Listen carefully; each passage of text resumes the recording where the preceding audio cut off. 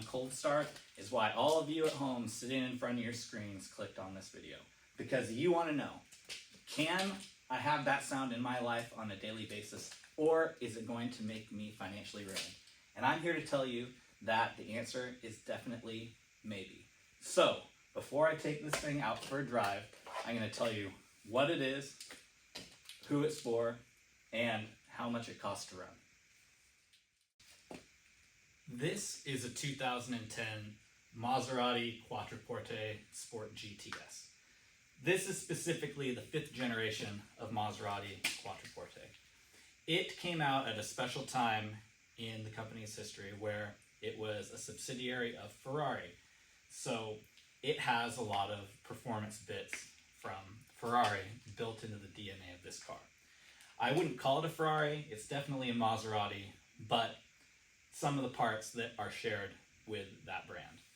Now, this car was Maserati's entry into that German horsepower wars between BMW, Mercedes, Benz, and Audi. And this car was targeted for people that didn't want to have one of those German cars. They wanted something with a little bit more style and pizzazz. But because it has that DNA in it, it straddles the space between a true GT car and a sports car. It drives smaller than it is. It's loud, fast, rambunctious, and an absolute riot to drive. However, it is very expensive to run. There's no way around it. Parts are shared with Ferrari. Maintenance is expensive. You have to go to specialized mechanics to get work done if you're not able to do the work yourself. I have this thing insured through Haggerty on my collector car policy, and it's about somewhere between $1,000 and $1,100 a year to insure it. At times, it has been my daily driver, and I found it gets about 14 miles per gallon. No matter how you want to drive it, you're going to want to drive it hard and hear that exhaust, so you're not going to end up getting good gas mileage. So if you do the math, I would drive around 7,500 miles a year. You're looking at about $2,600 a year just in fuel costs to drive this car. Another thing is just sheer maintenance. Shops are going to charge you $500 for an oil change. To do it yourself, it's still, just with the parts, about $180. So that's something that you'd have to take into consideration. Another important thing is, like I was just saying, maintenance. You have to be able to find a shop that can work on this car if you're not going to do it yourself. There is usually an Italian car specialist in every single major city in the United States.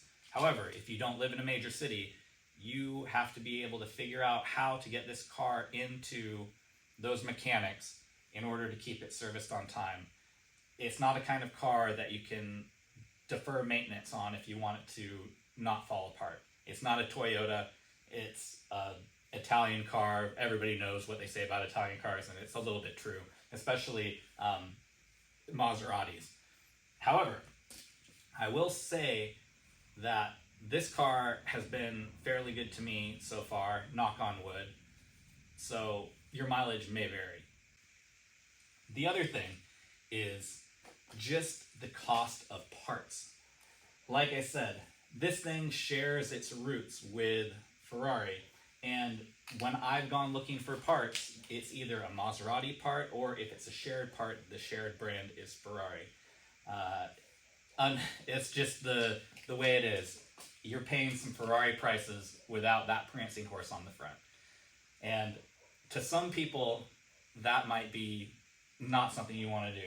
However, I will say, the type of person that wants this car and wants to drive this car is the type of person that wants something a little bit more rambunctious, a little bit more unique than the German cars, which are great cars. I love German cars. But there's just something a little bit different about driving this Italian sedan compared to a Mercedes or a BMW or an Audi.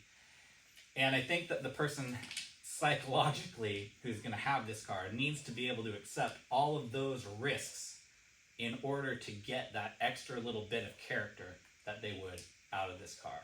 So, before we take this thing out on the road, let's talk a little bit about the engine and some of the common problems that these cars have.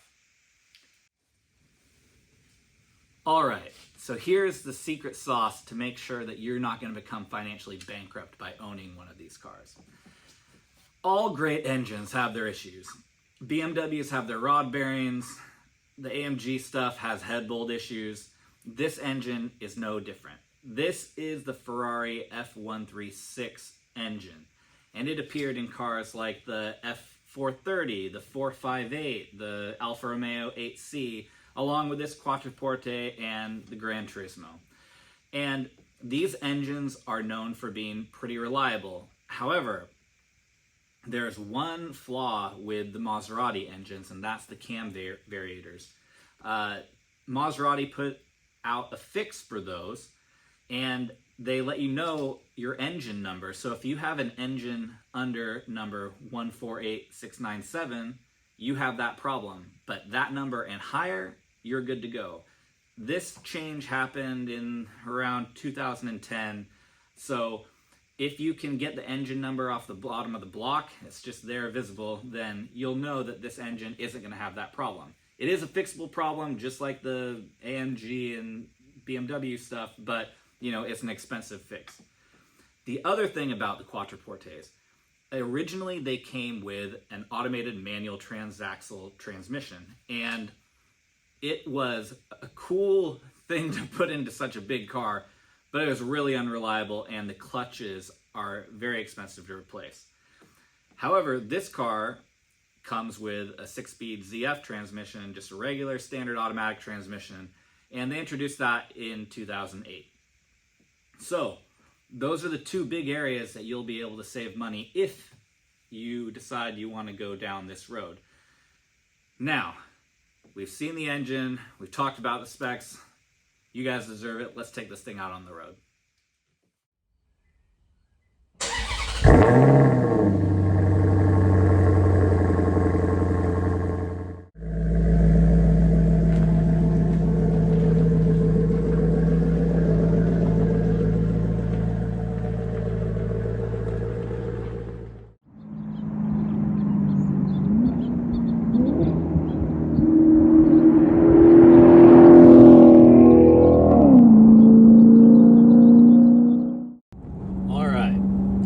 Driving the 5th generation Maserati Quattroporte Sport GTS.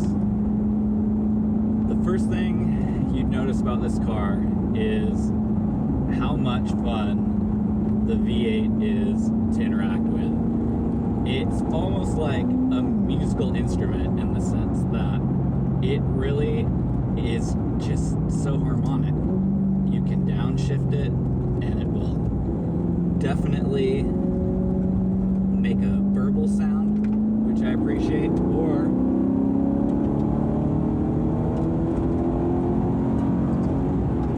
you can get on it and rev it out and it's not going to force you to shift until it hits the red line, which I must say is quite fun. Now, one of the things about this car is how it feels under throttle. And under throttle, as you're accelerating, the car feels planted and you feel the torque of the engine and how it wants to go fast. However, this car weighs 4,500 pounds. So when you're trying to come to a stop, one of the drawbacks of this car is its braking ability. It doesn't want to brake. It feels like it doesn't have enough performance in the braking department, even though the brakes are absolutely massive. The car is just heavy and fast. So that's one of the things that you would notice about this car. I've been fortunate enough to have this car for a few years, and I've taken it on some long road trips, and it's performed beautifully. It's really comfortable at freeway speeds, or faster than freeway speeds. definitely an Autobahn cruiser, and I really appreciate that level of comfort coming from both of the other cars that I normally drive. This car, though, because of how it is set up, it could encourage maturity or childish enthusiasm, and it's definitely the latter of those two things. Like I said, the engine wants to rev. The sound, it's one of the best sounding V8s I think ever produced. Most car enthusiasts, if they've heard it, that's how they feel about it. Now, having this car in my life, at times it has been my daily driver. And you might be wondering, does that make you feel richer with the fulfilled, how it makes you feel, or stressed? And to me, it's definitely a combination of both, because I would say it adds so much character to being able to take it out. Out of all the cars, this one definitely draws the most attention, even though standing there, it's pretty muted. It's a silver car, it's a sedan. It kind of isn't that noticeable, but when it's under load, it doesn't sound like anything else on the road. And because it is more bespoke than most cars, I mean, this is a Maserati that came out during the short period of time where Ferrari was kind of running the show.